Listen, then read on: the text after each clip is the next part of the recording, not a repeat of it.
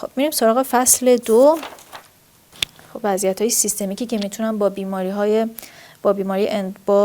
و وضعیت‌های اندودونتیک در ارتباط باشن. خب در بیماران مصرف کننده وارفارین معمولا چه آزمایشی درخواست میده؟ پیتی و INR این بیماران چک میشه. پیتی چیه؟ پروترومبین تایم و مسیر خارجی انعقاد در واقع چک میکنیم.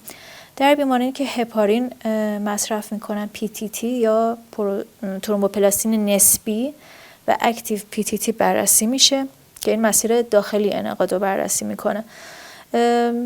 اندیکاسیونش هم که میدونیم وقتی بیمار مراجعه میکنه برای جراحی به خصوص لازمه که وضعیت انعقادیش بررسی بشه. ارتباط بین بیماری اندودونتیک و بیماری سیستمیک وجود دارد و این ثابت شده، برخلاف ادیشن قبلی که حالا تأکیدی نداشت به این مسئله.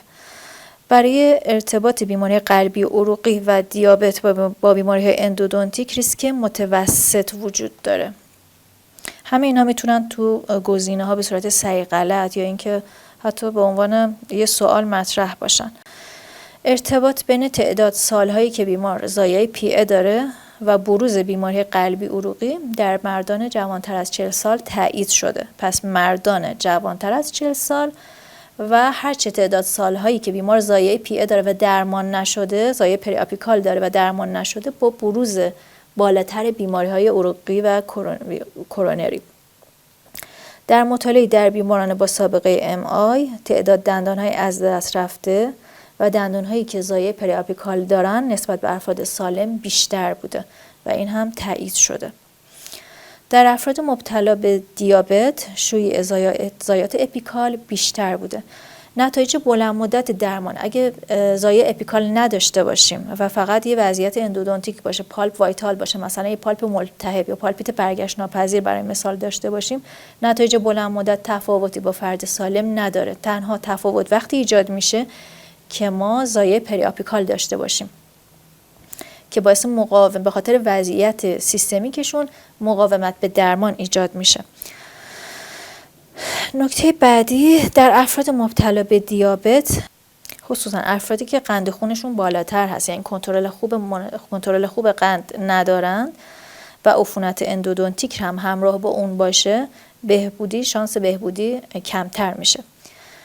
شانس بقای دندان در کدام بیماران کمتر هست؟ بیمارانی که فشار خون دارن و بیمارانی که دیابت ملیتوس دارن و البته یه جای دیگه هم بیماران عروق کرونری هم عنوان شده. اینجا هم البته تو جزوه اشتباه نوشته. شانس این کمتر باید بعد از دیابت ملیتوس و فشار خون بیاد. تو این فصل این دوتا بیماری رو مطرح کرده. خب اشعه دریافتی میدونیم که بیماران مختلفی هستن که میتونن به خاطر یه سری وضعیت‌ها مثل کنسر اشعه بگیرن. خب یه سری تغییرات رو ایجاد میکنه تو بافت‌های بدنشون و زمانی که اشعه دریافتی کمتر از 50 گره باشه شانس موفقیت درمان‌های ریشه تغییر نمیکنه. پس 50 گره میزان اشعه‌ای هست که تأثیری در موفقیت درمان نداره. اشعه زمانی که از 66 تا 70 بیشتر شد، علاوه بر این که شانس موفقیت درمانمون کمتر میشه، در تست EPT و وایتالیتی بیماران مشاهده شده که تو 1 سال تغییرات چشمگیری دیده شد، دندون میره به سمت نکروز و علاوه بر اون خشکی دهانی که به خاطر آتروفی غدد بزاقی ایجاد میشه سبب پوسیدگی راجعی میشه و ریسک بقای دندون رو هم پایین میاره. ریسک برونز یا بیسفوسفانات وابسته یا استئونکروز وابسته به بیسفوسفانات که دارویی که میدونیم یه داروی ضد تحلیل و برای بیشتر هایپرکلسیمی ها و بدخیمی ها استفاده میشه، زمانی که مصرف وریدی داشته باشه، بیشتر از 1 ماده مصرف بشه و مدت زمان مصرفمون هر چقدر بالاتر بشه و پروسمون اگریسیو تر باشه مثل اکس یا جراحی، ریسکش هم بالاتر میره. در مصرف کنندگان بیسفوسفانات کلامپ الزامی هست. ما نمیتونیم به خاطر اینکه احتمال میدیم آسیب به لثه یا استخوان بیمار بیاد از کلامپ استفاده نکنیم. نتایج درمان ریشه در مصرف کنندگان بیسفوسفانات تفاوتی ندارد که این نکته مهمی هست. پس مصرف بیسفوسفانات تأثیری در نتایج درمان ندارد. HIV و ایدز بازم یه وضعیت دیگه است که اون هم ارتباطی با نتایج درمان ندارد. یعنی بیماری که HIV داره هر وضعیت پری آپیکال و پالپی که داشته باشه و یه درمان استاندارد براش انجام بشه، مشکلی از تفاوتی با بیماری که با افرادی که سالمه نداره. ویروس هرپس زوستر که در ایجاد زونا نقش داره، سبب چه عوارضی میشه؟ میتونه درد اندودونتیک رو تقلید کنه در نورولوژی پست هرپتیک، یعنی بدون اینکه بیمار مشکلی داشته باشه نمای دندان درد رو تقلید کنه و حتی میتونه ما رو ببره به سمت درمان اشتباه. از طرف دیگه میتونه باعث بیماری خود به خود پالپی هم بشه. این دو تا نکته متفاوته. یکی اینکه بیماری خود به خود ایجاد میکنه بدون اینکه ما پوسیدگی واضحی داشته باشیم، باعث نکروز میشه. یکی اینکه میتونه نمای نکروز و نمای درد رو و آسیب و میتونه نمای بیماری پالپ رو تقلید کنه که اینا رو باید از هم افتراق بدیم. ضایعات پری آپیکال آلوده به هیومن سایتومگالوویروس و EBV. تو فصل قبل گفتیم که یه سری ویروس ها با یه سری وضعیت ها در ارتباط هستن. اینجا دوباره اسم دو تا ویروس دیگر آورده. سایتومگالوویروس با EBV در ضایعاتی که پری آپیکال باشن و آلوده به این ویروس ها باشن معمولا بزرگتر و دردناکتر هستن.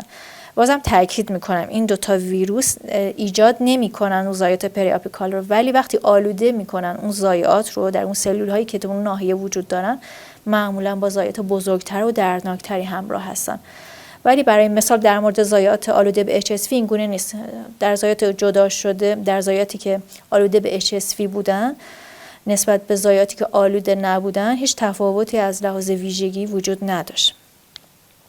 نکته بعدی، پالپیت برگشت ناپذیر یا عفونت‌های حاد اندودونتیک با بروز بالاتر EBV و HHV همراه بود. EBV یا اپشتنبار ویروس و ویروس هرپس انسانی. خب به وضعیت دیگه که بررسی می‌کنیم آنمی داستی شکل هست. چه ویژگی هایی داره این آنمی داستی شکل و چه وضعیتی رو و چه تغییراتی رو میتونه تو ناحیه دهانی ایجاد کنه؟ در گرافی الگوی استاپلدر، الگوی نردبانی رو ایجاد میکنه. میتونه باعث هایپومینرالیزاسیون مینا بشه، سبب کلسیفیکاسیون کانال میشه، افزایش اوورجت و اووربایت رو داریم و ایجاد بیماری پالپ به صورت خود به خود که اینجا مشابه زوستر که گفتیم یا زونا، ویروس زوستر هم گفتیم میتونه باعث بیماری پالپ به صورت خود به خود بشه. درد بیشتر ناحیه اوروفاسیال ما در آنمی داستی شکل داریم و نکروز بدون علت دندان رو در 6% موارد که این باز نکته مهمی است. پس اگه بیماری رو مطرح کنن که باعث نکروز بدون علت دندان بشه که از گزینه‌ها اگه آنمی داستی شکل باشه قطعا اون جواب هست. مصرف سیگار میتونه با شیوع بالاتر بیماری پری آپیکال در ارتباط باشه. هرچه مدت زمان مصرف بیشتر باشه، میزان نیاز به درمان کانال ریشه بیشتر، افزایش بروز درد و تورم رو پس از جراحی اندو داریم و افزایش عفونت پس از جراحی. نقش ژن در ایجاد بیماری‌ها و وضعیت‌های پری آپیکال و درمان‌ها در واقع. تغییرات در علل اینترلوکین 1 بتا باعث کاهش میزان بهبودی پس از درمان ریشه میشه. پلیمورفیسم ژن در اینترلوکین 1 بتا، اینترلوکین 6 و 8 با پریودونتیت اپیکال مرتبط هست. گفتم اینترلوکین خیلی مهم هستن، سعی کنید همه اونها رو حفظ کنید. در بیماران سالخورده پاسخ بافت پالپ و پری آپیکال با جوانان هیچ تفاوتی ندارد. سنگ‌های پالپی گفتیم همونطور که در فصل قبل هم گفتیم در بیماران قلبی عروقی و مصرف کنندگان استاتین بالاتر هست. سنگ‌های پالپی پاتولوژیک محسوب نمیشن و با درد هم در ارتباط نیستن. فقط میتونن درمان رو یه خورده مشکل تر کنن، یه خورده حالا یا حتی بیشتر. پالپ پیر در برابر آسیب، اینجا پالپ پیر هست، در برابر آسیب مقاومت کمتری دارد به خاطر اثر تجمعی تحریک با گذشت زمان. با افزایش سن چه تغییراتی رو در پالپ میبینیم؟ تعداد اودونتوبلاست و فیبروبلاست کاهش پیدا میکنه، عروق خونی و اعصاب کم میشه، جریان خون پالپ نتیجتاً کم میشه، تغییرات دژنراتیو در اندوتلیوم مورگ ها دیده میشه. افزایش کلاژن رو داریم و کاهش ماده زمینی. پس تنها چیزی که افزایش پیدا میکنه کلاژن هست. در پری‌آپیکال چه تغییراتی با افزایش سن ایجاد میشه؟ کلا تغییرات بسیار کم هست در سلول ها، عروق و اعصاب پری‌آپیکال، برخلاف پالپ که تغییرات خیلی گسترده‌ای صورت میگیره. نمای دیسک لایک در کف و سقف مولرها ایجاد میشه به دلیل رسوب بیشتر عاج در کف و سقف مولرها نسبت به دیوارهای پالپ چمبر. واکنش پالپی در بیماران مسن نسبت به افراد جوان شدیدتر هست. پاسخ پری‌آپیکال در بیماران سالخورده نسبت به افراد جوان تفاوتی ندارد. پالپ و پری‌آپیکال رو از هم افتراق بدین بچه‌ها. و زمانی که واکنش پالپی رو مطرح میکنه و زمانی که اصلا پالپ رو مطرح میکنه ما تغییر داریم در افراد جوان نسبت به افراد سالخورده، ولی در پری‌آپیکال تفاوتی وجود ندارد، چه تغییرات سلولی و چه پاسخ پالپی. پلیمورفیسم ژنی در 2 پروتئین شوک حرارتی هم میتونه باعث نکروز سریعتر پالپ بشه که در کتاب نگفته چه پروتئین هایی هستن، فقط عنوانش کرده. اضطراب در بیماران سالخورده تر کمتر و آستانه دردشون هم بالاتر هست و نیاز به بی‌حسی هم کمتر هست در این افراد. دندان اوور اراپت که بیشتر در بیماران سالخورده دیده میشه به دلیل تاج کلینیکی کوتاه‌تر نیاز به آماده سازی حفره دسترسی کم عمق‌تر هست. شیوع تنوع فورامن اپیکال در افراد مسن بیشتر و قطر اپیکال در این افراد کمتر است که میدونیم به خاطر رسوب سمنتوم هست. نتایج درمان مجدد، ملاحظات و اندیکاسیون‌های جراحی در بیماران سالخورده مشابه جوانان. این تفاوتی که بین سالخوردگان و جوانان هست و خیلی باید حواستون بهش باشه. تا اینجا دوباره تکرار میکنیم. بافت پالپیه که یه سری تغییرات میکنه نسبت به افراد جوان و اینکه آستانه دردشون بالاتره، نیاز به بی‌حسیشون کمتره و همین دیگه.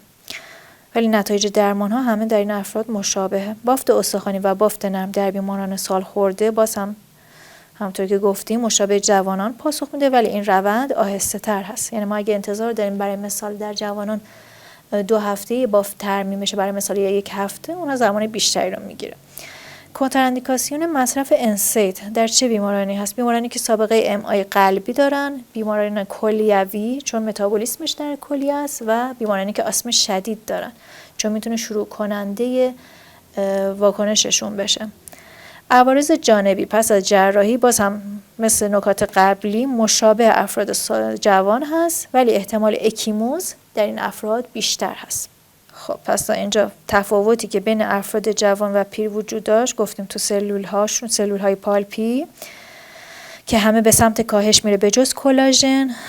واکنش پالپی در مواردی که بیماری صورت میگیره شدیدتر و احتمال اکیموز بالاتر.